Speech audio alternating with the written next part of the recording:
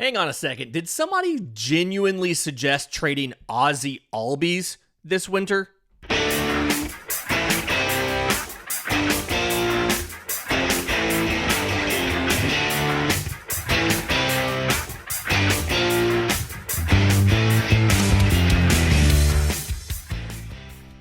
Yes, welcome on in to Braves Today for Tuesday, December 3rd. Your source of news, notes, and updates on your Atlanta Braves. I'm your host, Lindsay Crosby. You can follow me on Twitter and Blue Sky at Crosby Baseball. You can follow the show on Twitter, Braves_today.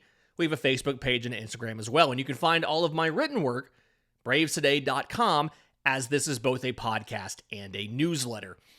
And I understand that this is the quiet part of the offseason right now, or the quiet part of December for the Atlanta Braves, right?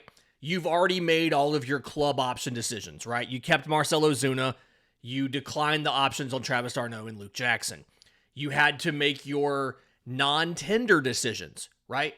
You non-tendered Ramon Laureano. You non-tendered Huascar Ynoa, Griffin Canning, but you kept Dylan Lee. You kept Jared Kelenic, guys like that. You've given out some extensions, right? Whether it was Aaron Bummer, Ronaldo Lopez, you gave them new deals. Neither one of them actually went out that many more years, but just new deals in general. And you've even brought in some guys on minor league contracts or non-guaranteed major league deals, right? Connor Gillespie, Carlos Rodriguez, right? A bunch of different guys that could be in the minors, could be in the majors. We'll see what happens on opening day. But Atlanta hasn't really gotten involved with all of the off-season free agent signings, right? They haven't inked normal standard major leaguers to free agent contracts to join the team. And so because of that, there's a little bit of a gap in what to talk about right now. And you can see that some teams have started. The Dodgers have signed Blake Snell. They gave an extension to Tommy Edman. We saw the Cubs add a pitcher. We saw the Mets add a pitcher. But MLB.com obviously needs some more content. So they went to all 30 beat writers for all 30 teams, and they said they want an article about the top trade candidates. And MLB.com had the here's one trade candidate from every team kind of listing. But Mark Bowman of MLB.com wrote the article about the Braves' top trade candidates. And real quick, let me just clarify. I have talked numerous times to Mark Bowman. I've sat in a press box with him at Truist. I've stood outside the Braves clubhouse with him in Northport. He's a good guy. I bought his book. It's a wonderful book, by the way. The Franchise, A Curated History of the Braves. If you're looking for a Christmas gift for a Braves fan, I'd recommend buying the book. He didn't pay me to say that. But in his newest article, talking about the trade candidates for the Braves, there was a paragraph that stood out to me, right? He's talking about trying to figure out who the Braves have available to trade to make additions to the roster. And we forget this sometimes, but trades can be major leaguers as well as prospects. It's not just trading prospects for major leaguers. Sometimes you trade major leaguers for prospects, or you trade major leaguers for other major leaguers.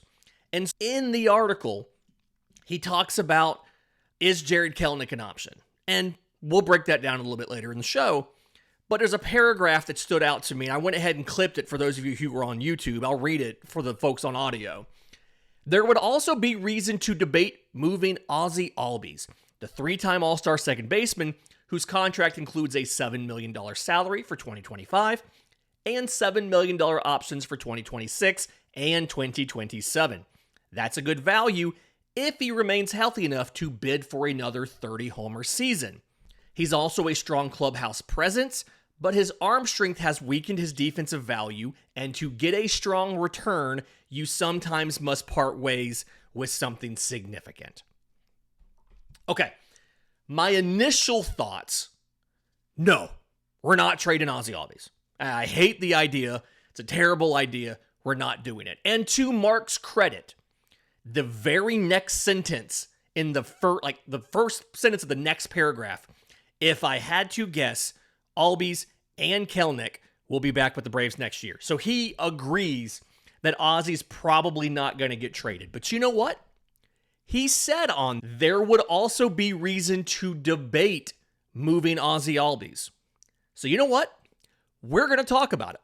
We're going to talk about the major leaguers that could potentially get moved, discuss is moving Ozzie Albies a good idea or a bad idea, and why would you consider doing it? And then in the second segment, we'll look at some of the prospects, both what he reports here from sources about who has been asked about, who Atlanta is not inclined to trade, and who may potentially be on the block. But we've got to start with Ozzie. And taking out the person, Ozzie Albies, who we all have watched for years now. I believe he is the longest tenured Brave now, with Dansby being gone, with Freddie being gone, with Max Fried being gone. Ozzie debuted in 2017. He has 871 career games in Atlanta across 8 seasons. I don't think that's the high. I don't know if that's the highest game count, but I do know that from the date they debuted, he is the longest tenured Brave. Taking out Ozzie the person and just looking at Ozzie the baseball player, the reasons why another team would want to acquire him is because when he's healthy, and that was a thing that he put in there, if he remains healthy enough, when he's in there, offensively, Ozzie is one of the best second basemen in the league from an offensive perspective, okay? He's had 4 seasons of the 8 where he played at least 148 games. 2018, his first full season in the bigs, he played 158. He was an all-star after batting .261 with 24 homers and 14 stolen bases. He followed that up in 2019, was not an all-star, but was a silver slugger, which is always hilarious to me. Batted .295 with 24 homers and 15 stolen bases, led the National League in hits with 189. 2021, he played 156 games, batted .259 with 30 home runs, 20 stolen bases, was an all-star, was a silver slugger, and was a 13th place finisher for MVP. And then in 2023, he batted .280 with 33 home runs, 13 stolen bases, was an all-star, and was a 16th place finisher for MVP. And if you remember, there were quite a few Braves in that MVP award voting last season. Obviously, Ronald Acuña Jr. won it. Matt Olson came in 4th place. Austin Riley came in 7th place. Ozzie came in 16th. Marcell Ozuna came in 19th. You had 5 guys in the top 20 of MVP voting from 2023. That's how good the season was. We all forget that Marcell Ozuna, because he started so awful, he finished with 40 homers and 100 RBI and was a top 20 MVP finisher there. So, back to Ozzie. When Ozzie is healthy, he is one of the best offensive second basemen in all of baseball. It's a position that is just, for the most part, a dumpster fire of production. Second base, especially in fantasy, it feels like second base is one of the weaker positions out there, that you're really struggling to find guys outside of the top few, and Ozzie, when he's healthy, is one of the top few. But that caveat is important because, and we've talked about this on the show before, he has this odd trend of even number years not playing a lot. In 2020, the shortened season, he only got in 29 games of the 60 because of injury, right? 2022, he only played in 64 games. And then in 2024, he only got 99. And the batting averages in some of those years weren't necessarily great. 2020, he batted .271. But again, it's 29 games. It's 124 plate appearances. It's really hard to draw any conclusion out of that. In 2022, he batted .247. And in 2024, he batted .251. You can see that he either is healthy, plays the whole season, and is one of the best second basemen in baseball, a 4.5, 5 WAR guy, or he gets hurt. Before he's hurt, he's not playing great, or it's when he comes back, he's not playing great, and he finishes around .250 or so. The potential for Ozzie Albies and the value. He's making $7 million. This is actually the final guaranteed year of that extension that he signed with Atlanta. Now, there's 2 club options, both 2026 and 2027. So Ozzie is under team control for 3 seasons, but this is the final year, guaranteed year on the deal. If for some reason Atlanta didn't pick up the club option after 2025, they would owe him a $4 million buyout, and he'd be a free agent for 2026. But if you trade for him, you have him through the 2027 season at a total of $21 million. And when he's healthy, that is an amazing value. The flip side of this, and yes, Mark Bowman talks about this in the article, is his arm strength has weakened his defensive value. And I don't necessarily know if we're talking enough about where Ozzie's arm strength has gone to, or I guess the fact that it has gone, right? He's never had an incredibly strong arm. He suffered, I believe it was a shoulder injury as an amateur, sapped some of that. Part of the reason he moved off of short and Dansby stayed at short was the arm strength. But in 2024, Ozzie's arm strength, 72.5 miles an hour, was 4th percentile in all of baseball. So he was one of the softest throwing players in all of baseball, not just at his position, in all of baseball. When I flip around and I do the StatCast profile, or I guess the StatCast leaderboard, and I sort by weakest arms, he is 16th. And most of these guys are first basemen, right? Paul Goldschmidt, Michael Busch, John Singleton, Vinny Pasquantino, Pete Alonso, all guys that are first basemen. And then you have Wilmer Flores, who plays mostly second base for the Giants, and Ozzie Albies, who obviously plays only second base for Atlanta. And actually, no, Wilmer Flores played almost entirely first last year. I'm thinking of Tyro Estrada. That's who I'm thinking of, that played mostly second and short. Wilmer Flores played almost entirely first base. And when you look at Ozzie's defensive numbers as a whole, in 2023, his last full season, his fielding run value was -7, which was 9th percentile in all of baseball. It's not just the arm strength. The arm strength was bad, 3rd percentile. The range, -10, outs above average, was 2nd percentile.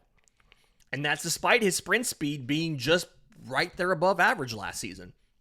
In 2024, shortened year, his sprint speed dropped from above average to below average, from 55th percentile to 46th percentile. His arm strength maintained right there, 4th percentile, 72.5 miles an hour. And the way they calculate that, by the way, is I think it's the hardest 10% of your throws. They don't want to count when you're just lobbing the ball over because the dude stumbled out of the box or something. It's the hardest 10% of your throws from that position are what they count. So it's when he's actually trying. It's still not very hard. And the range was only -2 outs above average, but OAA is a stat that the more you play, the more you can accumulate. So the fact that it was a shortened season for Ozzie, and he only had 99 games, obviously he was better defensively in 24 than 23, but some of that was also he played 50 games less, and so he didn't have as much time to accumulate negative OAA as he did in 2023. The end of the day, I don't expect the Atlanta Braves to trade Ozzie Albies, right? Yes, the defense is an issue. I would go as far as to say, if Ozzie gets re-signed after the 2027 season, which we're going to eventually have to have that conversation. Does Atlanta bring him back? Because I think he'll be 30 at that point. But if they bring him back for 2028 and on, I honestly think there's a very good chance that Ozzie Albies is a designated hitter in the back half of his career. I think if Ozzie Albies stays in Atlanta, now if he moves somewhere else, maybe they play him at second base. But I think if Ozzie Albies is playing in his 30s in Atlanta, he's not playing second base. He's designated hitter because his defense is practically will be practically unplayable just about anywhere. He doesn't have the frame to play first. You don't see many 5'8" guys at first base. You need the ability to stretch and to go pick balls and all of that. So if Ozzie gets re-signed after 2027, he's probably a designated hitter for the Braves going forward. And yeah, he'll have a glove. If you need him, you can throw him out there. But I think the odds are they would not be planning on him to play second base on any sort of regular basis. In just a minute, let's talk about the guys that actually could potentially get traded. Mostly prospects. We'll do that next, right here on Braves Today. Welcome back to Braves Today. Lindsay Crosby talking about the trade candidates for the Atlanta Braves in 2025, right? Through this winter as AA starts making the deals. And this is around the time when he would start making deals. I was in bed at the winter meetings on Sunday night with them supposed to start on Monday morning when we traded for Jarred Kelenic. My roommate woke me up to go write about it. So this is around the time when if they're going to make a blockbuster trade, this is the earliest that you would see that trade probably happen is right here at the winter meetings. Which again are next Monday through Wednesday next week. I was supposed to be there. Some family stuff came up. I'm not able to make it. Unfortunately, this year we won't be there this year. But we'll still be here doing shows every day to cover what's going on at the winter meetings. Every single morning we'll be recording shows. We'll do extra shows if we need to, if news breaks and things like that. Looking at guys that might legitimately get traded, he does mention Jarred Kelenic in here as well.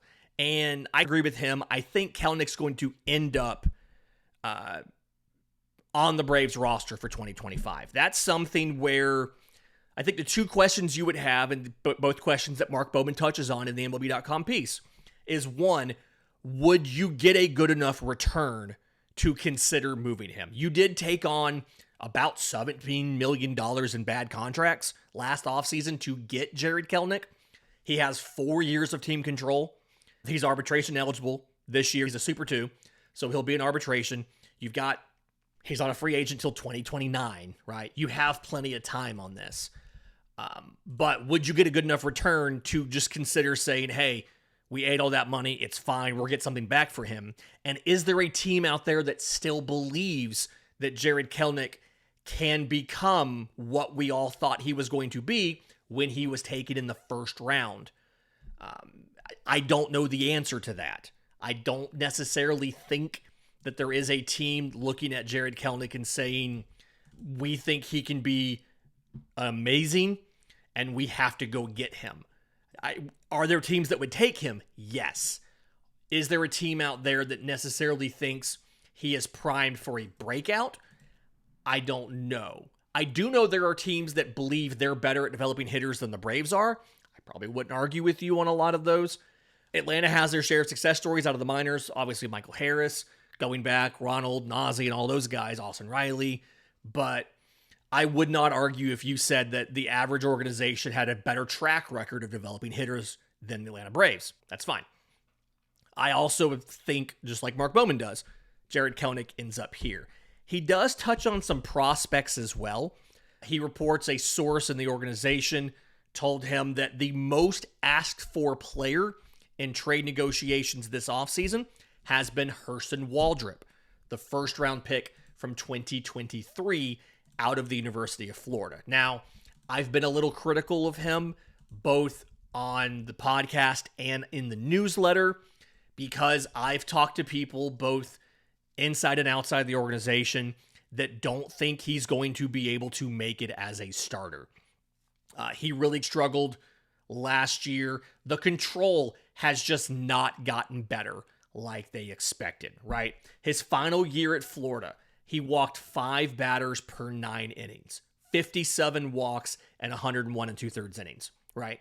In 2024, he got that down to a whopping 4.3 walks per 9 innings, which obviously is a lot higher than I want to say almost any other pitcher on Atlanta's roster as far as everyday regular pitchers. Pierce Johnson was the regular with the worst walks per 9 innings, and it was 4.0, right? Of your starters, Charlie Morton was the worst starter at 3.5. Max Fried was at 2.9. Ronaldo Lopez was at 2.8. Chris Sale was at 2.0. Schwellenbach was at 1.7. So twice as bad as anybody else. One of those situations where it really feels like that is going to be the limiting factor that's going to keep Herson Waldrop from being able to reach his potential in the rotation. I think he'd be a killer closer. I think that's still not only just does he have to move to relief, but he could be an amazing closer if he had to do it. I don't want to trade Herson Waldrop either. So I agree with that. Cam Aniti, the first round pick this year, you almost never see first round picks moved this quickly. I think one of the few exceptions is Dansby Swanson when we got him, but for the most part, you almost never see prospects moved that quickly after the draft, especially your first rounder, especially when they had an argument to be considered the best prep pitcher in the draft when you got them. I think MLB.com has him as the team's number one prospect now, maybe number two behind Drake Baldwin, but either way, Bowman said both those guys are probably off limits. I agree with that. I think they're probably both off limits. He also argued that Drake Baldwin should be kept, and I am changing my tune. Everybody who has given me flack this offseason for discussing trading Drake Baldwin, when you non-tendered Travis d'Arnaud and faced with the fact that Marcell Ozuna is more than likely gone after 2025, he had fatigue issues. He reported fatigue issues last year, and all he's doing is DHing. That doesn't get better as you get older. In all likelihood, Marcell Ozuna's gone after 2025. Drake Baldwin and Sean Murphy, I think, will take the bulk of your DH at-bats in 2026. Whichever one's not starting, their bat's going to be in the lineup, and both those guys could play in over 100 games. I legitimately think that's a possibility. So I don't think Drake Baldwin should go either. And he does argue that Nacho Alvarez is in limbo because he's at a weird point, both offensively and defensively. Offensively, he didn't show he could hang at the major league level. Defensively, there's a lot of questions, both inside and outside the organization, of whether or not Nacho Alvarez can stick at shortstop.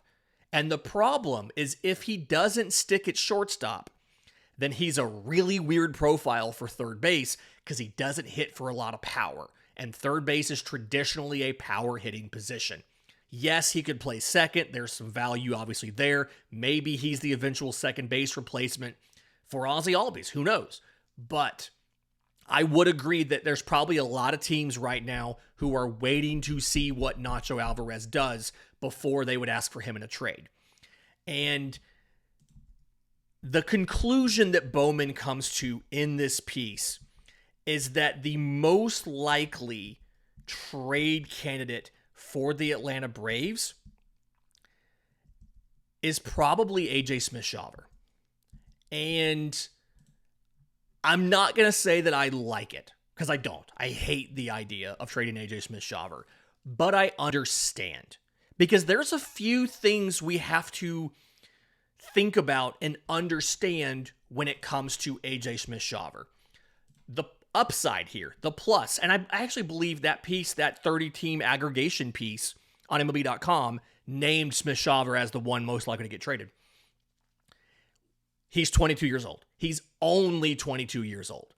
If he had gone to college instead of coming, I think it was Texas Tech. If he had gone to Texas Tech rather than being drafted by Atlanta and signing in 2021, he would have just been drafted this summer. It was the first time he would have been eligible to be drafted was this summer. And he's already pitched in 2 postseasons. He's already spent 2 stints up on the major league roster. And technically put up a 0 ERA in the regular season in 2024 because he made 1 start before that oblique injury took him down. The ceiling for AJ Smith-Shawver is probably one of the highest in the organization. Not everybody's updated their prospect lists yet. Baseball America in the new one has him as the number 2 prospect. He was the number 1 prospect in 23 and 24. And they just finally bumped him behind Drake Baldwin. But he legitimately has the potential of being a frontline starter, okay? one of your top 3 guys who's starting a postseason game for you. He started a postseason game for us already. It wasn't the ideal scenario, but he has. The fastball can touch 100 miles an hour. He's got the slider that looks really good. I like the slider. Kind of looks like a cutter, but, slider. He's got a changeup. He really worked on that changeup a lot early in the year last year. Told us in spring he was throwing it all the freaking time just to try to get comfortable with it in every possible situation. The control is not 100% dialed in yet, and the minor league numbers last year down the stretch didn't look great because Atlanta was screwing around with his slider shapes and stuff like that, right? But the potential, just the ceiling for AJ Smith-Shawver is legitimately one of the highest in the organization. The issue, though, and the reason why, if Atlanta trades AJ Smith-Shawver, why I think they would do it, is this. Going into 2025, he's already on his last minor league option. You called him up in 23. He pitched in 6 games, 25 1/3 innings. You called him up in 2024. He pitched in 1 game, 4 1/3 innings before he went on the IL. 2025, if he doesn't make the opening day roster for the major leagues, you have to burn an option to send him to Gwinnett. And if you do, that means that 2025 is the final season that you are able to send AJ Smith-Shawver to the minors. Now, if he stays up all year, it doesn't matter, right? He saves the option and you're good to go. Spencer Schwellenbach got called up. He never got sent down. He has all of his options left, right? If you have to send AJ Smith-Shawver or Spencer Schwellenbach down for some reason, you can do that. He still has his options. Michael Harris never used an option. He has all 3 options still. But AJ Smith-Shawver is on his final option.